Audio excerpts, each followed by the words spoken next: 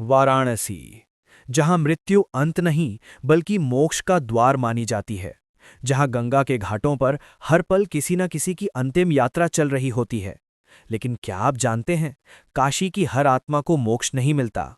कुछ आत्माएं ऐसी भी हैं जो अधूरे कर्मों के कारण शमशान और गलियों के बीच भटकती रहती हैं। आज की कहानी है उसी वाराणसी की जिसे लोग दिन में पूजते हैं और रात में डरते हैं। वाराणसी की डरावनी कहानी मणिकर्णिका के बाद। अजय दिल्ली यूनिवर्सिटी में रिसर्च स्कॉलर था। उसका विषय था अघोर साधना और मृत्यु के बाद आत्मा की स्थिति। इसी रिसर्च ने उसे वाराणसी खींच लाया।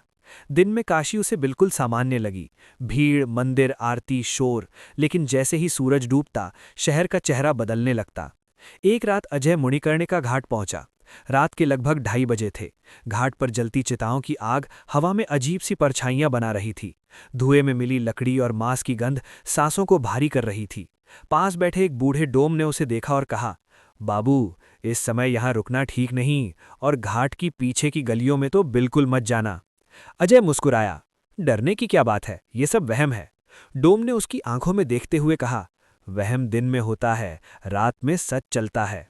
फिर भी अजय नहीं रुका। वो घाट के पीछे जाती एक पतली अंधेरी गली में चला गया। गली इतनी संकरी थी कि दोनों दीवारें मानो उसे छू रही हों। तभी उसे लगा कोई नंगे पांव उसके पीछे चल रहा है। छप छप। अजय रुका। आवाज भी रुक गई। अचानक पीछे से किसी ने फुसफुसाया, यहां क्यों आया है? अजय का गला सूख गया। वो मुड़ा, वहां कोई नहीं था। थोड़ा आगे बढ़ते ही उसे एक बूढ़ी औरत दिखी। उसके बाल बिखरे थे, सफेद आंखें बिना पलक झपकाए अजय को देख रही थीं। उसके कपड़ों पर राख लगी थी और पैरों के नीचे जमीन नहीं थी। अजय ने डरते हुए पूछा, माँ, ये रास्ता कहाँ जाता है? औरत के चेहरे पर अजीब सी मुस्कान आई।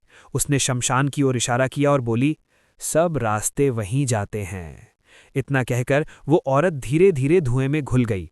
अजय घबराकर पीछे मुड़ा, लेकिन गली अब बदल चुकी थी। दीवारों पर जलते हुए चेहरों की आकृतियां थीं। हजारों हाथ बाहर निकलने की कोशिश कर रहे थे। कान में आवाजें गूंजने लगी, रोने की, चिल्लाने की, मंत्रों की। तभी शमशान की आग तेज भड़क उठी और उसी आग के बीच एक परछाई खड़ी थी। आधा जला हुआ शरीर, लाल चमकती आंखें। वो परछाई बोली, जो यहां आया वो कुछ छोड़कर ही जाएगा। अजय बेहोश होकर जमीन पर गिर पड़ा। अगली सुबह पंडितों ने अजय को घाट के पास पाया। उसके बाल रातों रात सफेद हो चुके थे। उसकी कलाई पर जले हुए त्रिशूल का निशान था। डॉक्टरों ने कहा, शरीर ठीक है पर दिमाग नहीं।